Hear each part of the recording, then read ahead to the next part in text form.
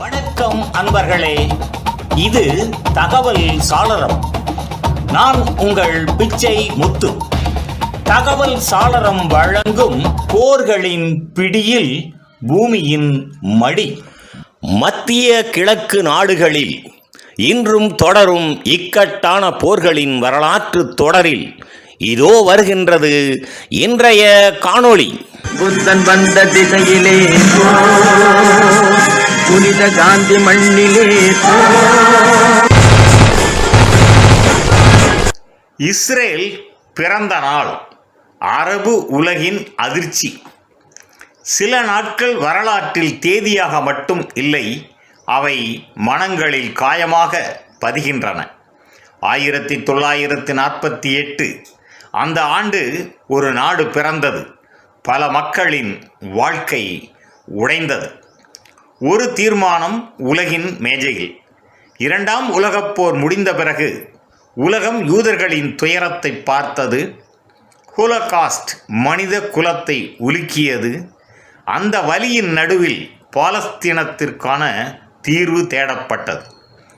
ஐக்கிய நாடுகள் பிரிவு திட்டம்.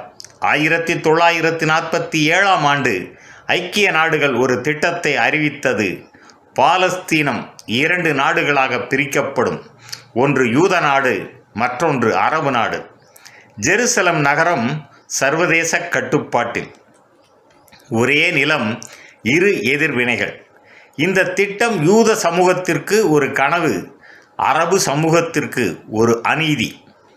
ஏனெனில் நிலப்பகிர்வு மக்கள் தொகைக்கு ஏற்றதாக இல்லை. அரபு மக்களின் சம்மதம் கேட்கப்படவில்லை. ஒரு தீர்மானம், இருவகையான உணர்ச்சிகள். 1948 மே 14 அறிவிப்பு. பிரிட்டன் பாலஸ்தீனை விட்டு வெளியேறியது. அதே நாளில் இஸ்ரேல் தன்னை ஒரு நாடாக அறிவித்து கொண்டது. கொடிகள், முழக்கங்கள், கொண்டாட்டம். ஒரு தரப்பு மக்களுக்கு விடியல். அதே நேரத்தில் இந்த அறிவிப்பு அரபு உலகத்தை அதிர்ச்சியடைய செய்தது. அடுத்த நாளே எகிப்து, ஜோர்டான், சிரியா, லெபனான், ஈராக் போர் தொடங்கியது.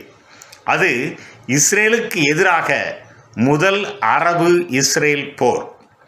போர் தொடங்கிய நாளிலேயே, இஸ்ரேல் பிறந்த நாளிலேயே அது போரில் இழுக்கப்பட்டது. அனுபவமற்ற நாடு, குறைந்த வளங்கள், ஆனால் ஒழுங்கமைக்கப்பட்ட படை, வெளிநாட்டு ஆதரவு, உயிர் பிழைக்க வேண்டிய கட்டாயம். பாலஸ்தீன மக்கள் நடுவில் சிக்கினார்கள்.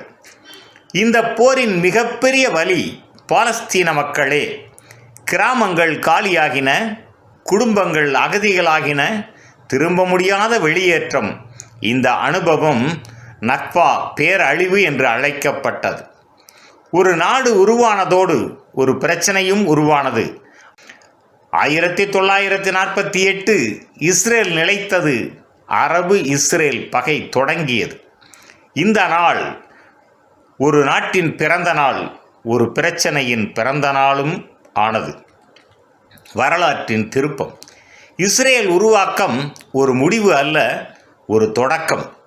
போர்களின் தொடக்கம், அகதி பிரச்சனையின் தொடக்கம், மத்திய கிழக்கின் நீண்ட வேதனையின் தொடக்கம். நிறைவாக, ஒரு நாடு பிறந்தபோது அமைதி பிறக்கவில்லை, மாறாக போர் பிறந்தது. அந்த போரின் அடுத்த அத்தியாயம் முழுமையாக வெடித்தது. நன்று நண்பர்களே, இந்த தொடரின் பிறிதொரு காணொளியில் மீண்டும் சந்திப்போம். நன்றி, வணக்கம். புதியதோர் உலகம் செய்வோம், கெட்ட போரிடும் உலகத்தை வேரோடு காய்ப்போம். புதியதோர் உலகம்